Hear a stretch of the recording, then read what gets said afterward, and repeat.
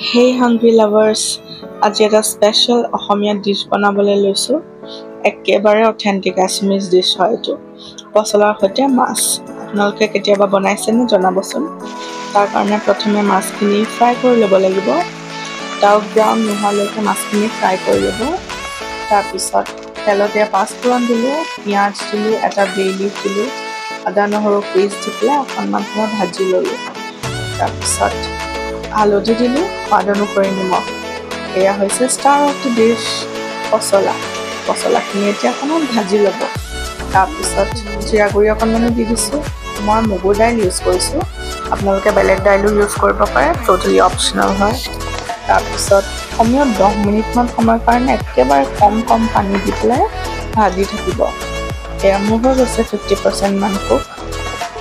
তাৰপিছত জোখমতে পানী দিব, ফ্ৰাই কৰি থোৱা মাছখিনি দি দিব।